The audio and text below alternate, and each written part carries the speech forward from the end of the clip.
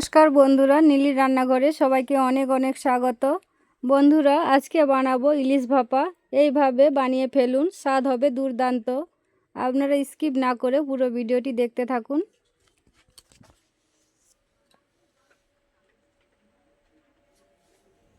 এখানে দুটো ইলিশ মাছ নিয়েছি আমি। খুব ভালো করে আঁশ ছাড়িয়ে কেটে নেব।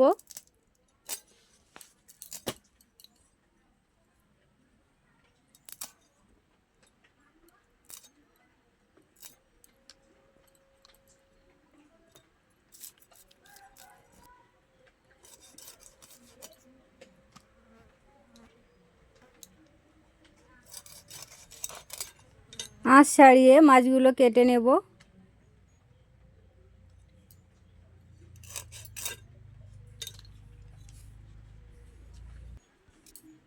দেখুন বন্ধুরা, খুব সাইজ মতো কেটে নিয়েছি।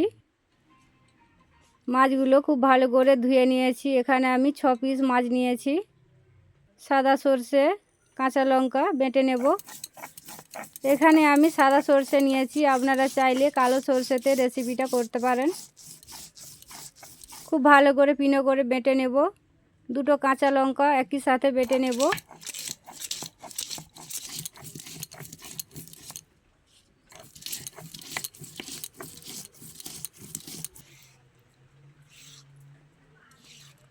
খুব ভালো করে বেটে নিয়েছি।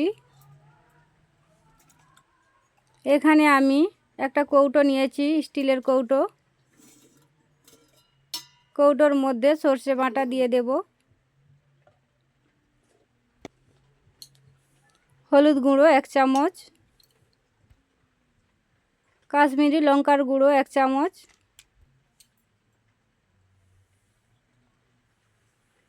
সরষের তেল পরিমাণ মতো, নুন 1 চামচ, সর্ষে বাটা জল দিয়ে খুব ভালো করে মশলাটি মাখিয়ে নেব।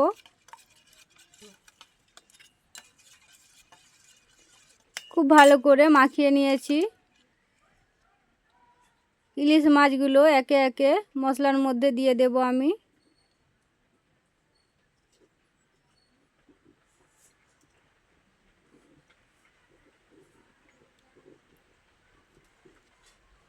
আরও 2 চামচ সরষের তেল উপরে ছড়িয়ে নেব।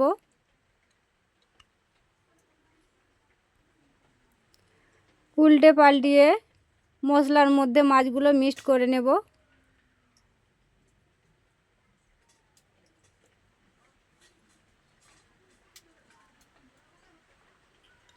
খুব ভালো করে মশলা মিক্সড করে নিয়েছি। কৌটো খুব ভালো করে চেপে নেব। এখানে আমি একটা কড়াইয়ের মধ্যে জল ফুটিয়ে নেব খুব ভালো করে।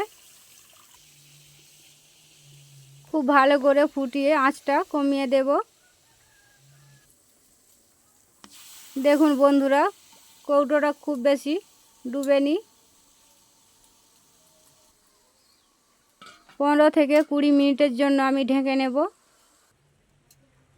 20 মিনিট হয়ে গেছে, খুলে নেব। দেখি কেমন হয়েছে।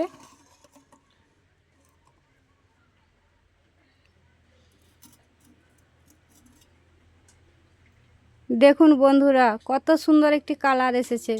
আপনারা এইভাবে বাড়িতে বানিয়ে খাবেন, আশা করি খুবই ভালো লাগবে। আজকের রেসিপিটি কেমন হয়েছে আপনারা অবশ্যই কমেন্টে জানাবেন এবং আমাদের পাশে থাকবেন।